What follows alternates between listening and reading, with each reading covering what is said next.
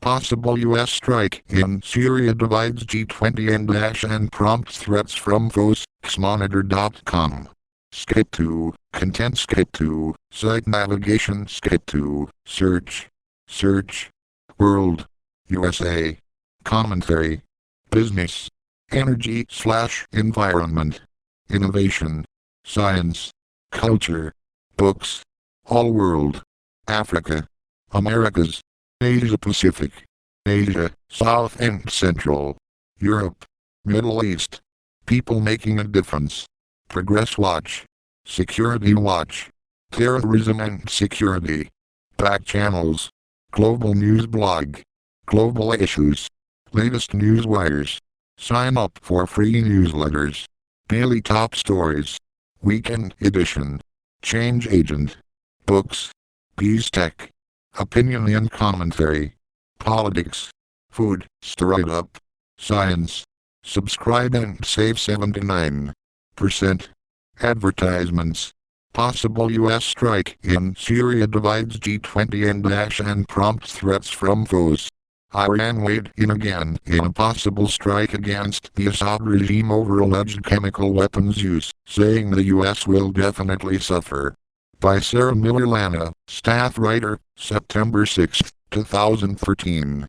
Russia's President Vladimir Putin, walks past President Barack Obama, to join with other leaders for the photo at the G20 summit at the Constantin Street.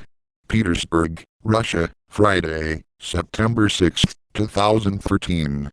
Pablo Martinez Monsivis/app. In pictures echoes of Syria's war. Enlarge. In Street. Petersburg, the U.S. push for a possible punitive strike in Syria in response to the Assad regime's alleged use of chemical weapons is deeply dividing group of 20 members. But it is also prompting increasingly direct threats from U.S. foes.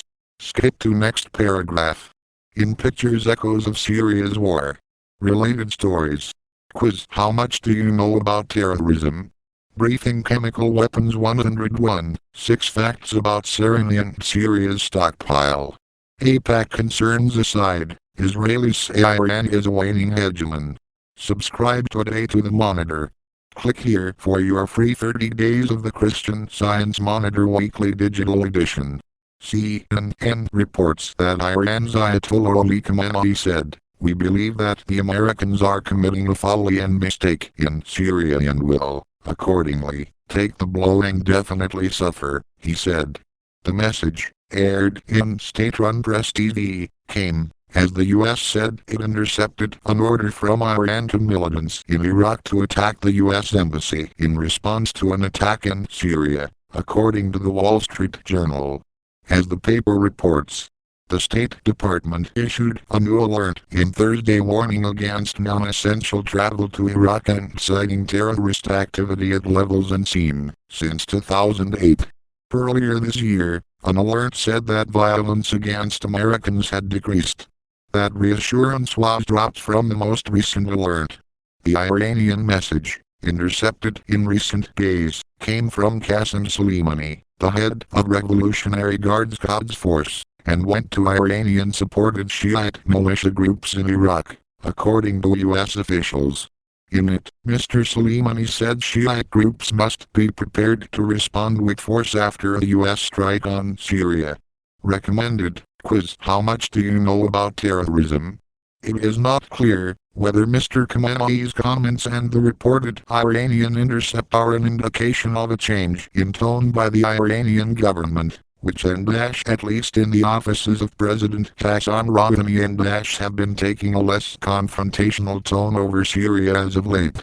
In Wednesday, The Washington Post reported that Mr. Rouhani has noticeably avoided mention of any military support for Syria. And more broadly, the Iranian government's support for Syrian President Bashar al-Assad has become somewhat muted.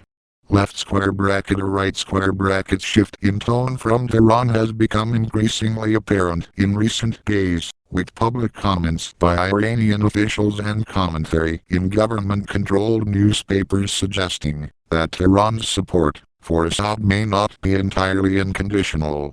Iran's state-run airwaves have lately been